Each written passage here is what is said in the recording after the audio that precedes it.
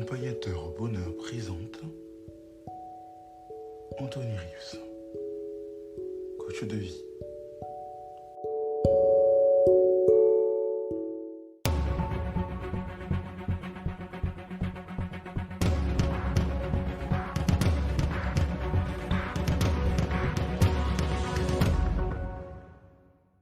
J'aimerais vous poser une question. Tout ce qui se passe en ce moment, ma chère communauté, avec la crise du coronavirus, avec la crise de l'emploi, avec la crise mondiale à différents niveaux, avec l'incendie au Nigeria,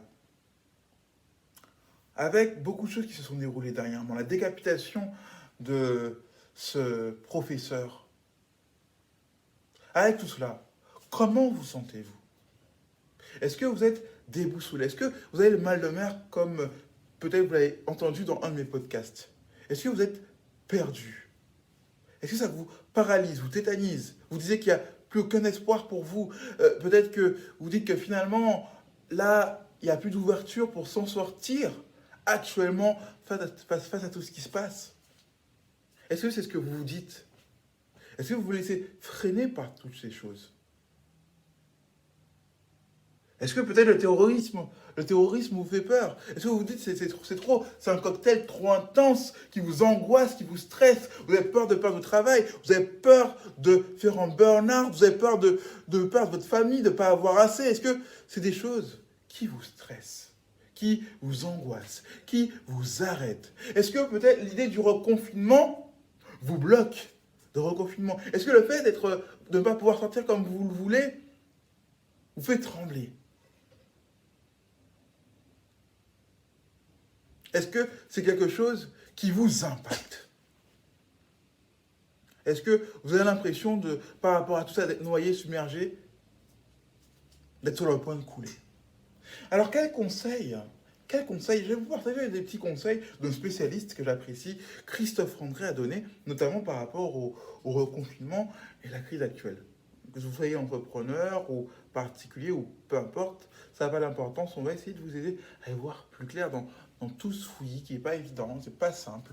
On a de la peine pour la famille des gens qu'on a cités, notamment du professeur Paty qui est mort, notamment de ceux qui sont au Nigeria, qui sont dans des situations pénibles, notamment des différentes choses qui se sont passées récemment et qui n'ont pas été évidentes, des décès liés au coronavirus, de ceux qui perdent les membres de leur famille à cause de cette maladie, etc. On a une pensée pour tous ces gens-là. Mais comment avancer malgré tout? Comment avancer malgré des situations qui peuvent parfois nous causer un certain stress, de certaines angoisses qui pourraient peut-être nous couler, qui pourraient peut-être nous donner un certain mal de mer? Comment?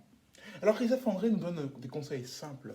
Déjà, si on est reconfiné chez nous, que ce soit juste à partir de 21h ou peut-être définitivement, si vous êtes en Irlande, vous êtes concerné par cela aussi, c'est de pratiquer du sport à la maison, de faire des choses comme cela, de s'ouvrir quand même, de continuer à s'ouvrir aux gens, de pas hésiter à des choses qu'on connaît, mais c'est très important, de multiplier les contacts à travers Internet, le téléphone portable. Là, ça commence à être utile. Là, c'est des choses qui nous enlèvent l'angoisse. Là, on a plus besoin de contact, besoin de contact que jamais, de contact social. Et les réseaux sociaux, là, cette fois-ci, sont utiles. Priorisariser vraiment les contacts avec des gens que vous connaissez. N'allez pas chercher des choses bizarres. Si vous êtes jeune, n'allez pas chercher des choses avec des gens que vous ne connaissez pas, bizarres, ou ça peut être risqué, voilà. Non, vraiment mettez en priorité les contacts avec les personnes que vous connaissez, ceux que vous appréciez, que vous aimez. Peut-être même reprenez contact avec des gens que ça fait longtemps que vous n'avez pas vu, entendu. Peut-être même si vous avez peur pour vos grands-parents ou les personnes âgées que vous appréciez, peut-être même prenez le temps de les appeler plus régulièrement. De leur dire, voilà, je t'aime toujours autant, je suis là. S'ils sont à l'aise avec la technologie, envoyez-leur des textos, etc. Ceux que vous aimez, des mots d'amour, ainsi de suite. Prenez le temps de faire ces choses-là. Peut-être aussi de vous attarder sur de nouveaux projets pour après le confinement, de voir aussi comment vous vivez les choses intérieurement à travers la méditation de pleine conscience. On ne parle pas de la méditation transcendantale, la méditation de pleine conscience et la transcendantale, c'est deux choses différentes. mais voilà. Écoutez la musique, les musiques qui vous plaisent. Évadez-vous à travers des livres, à travers des audios, à travers des podcasts comme là, ou comme des vidéos YouTube. Si vous êtes entrepreneur, euh, réimaginez les choses, réévaluez les choses peut-être. Voyez comment, ou chef d'entreprise, voyez comment, voilà, est-ce que si votre activité est impactée, mais bon, ça peut encore tenir, est-ce que je dois licencier, mais c'est pas évident, c'est des choix pas faciles, ça se comprend.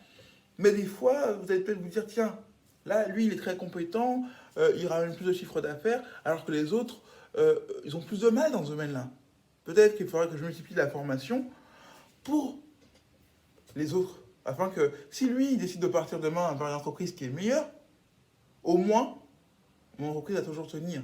Anticiper les crises. C'est ça que nous apprend la crise du coronavirus. À anticiper les crises, même les crises inattendues. Comment se retourner? Ceux qui sont enrichis aujourd'hui, malgré la crise, c'est ceux qui sont passés sur le numérique, qui sont passés sur le numérique avant, qui se sont pas reconvertis, mais qui, en plus de ce qu'ils faisaient déjà, ont apporté un plus-value. Regardez, même beaucoup de gens, des Grecs, des fast-food, des trucs comme ça, qu'est-ce qu'ils ont fait? Ils vendent des masques. Et ça leur apporte quelque chose en plus. Ils ont compris que voilà, il faut se réinventer en même temps que la crise le nécessite.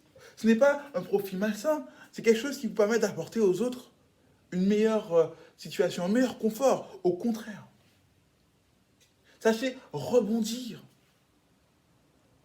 Peut-être même certains d'entre vous qui, voilà, à l'époque pour votre travail, essayez de voir peut-être pour trouver quelque chose en entrepreneuriat qui peut vous aider, qui peut marcher en ce moment, qui peut vous aider à combler ce vide. Peut-être même d'autres, parce qu'il y a beaucoup d'offres, hein, qui se disent, tiens, voilà, en ce moment, peut-être que ça va être compliqué, j'entends parler de voilà, licenciement, j'entends parler de choses comme ça, même au confinement, mon entreprise ne pourra pas tenir, qu'est-ce que je peux faire? Ben, les offres de télétravail se sont multipliées sur Internet depuis le premier confinement, depuis que le coronavirus s'est étendu en France, en Europe et dans le monde. Et quand on parle d'offres de télétravail, c'est peut-être en France parfois, mais même des fois à l'international. À l'international, vous imaginez? Donc si vous avez les aptitudes, les capacités, saisissez cette opportunité. Ne vous laissez pas paralyser. Ne vous laissez pas désarçonner. Vous savez, il y a des médicaments contre le mal de mer, il y a des médicaments contre le mal de tête, il y a des médicaments contre le vertige. Alors soyez votre propre médicament en réinventant votre façon de penser, en révisant votre schéma.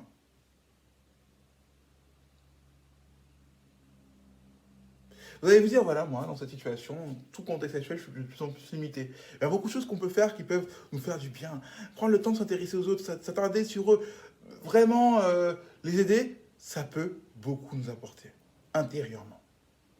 Alors n'hésitez pas, si vous avez d'autres idées qui peuvent aider les gens, à les mettre en commentaire, à noter aussi ce podcast ou cette vidéo si vous la regardez en visuel, et à vous abonner.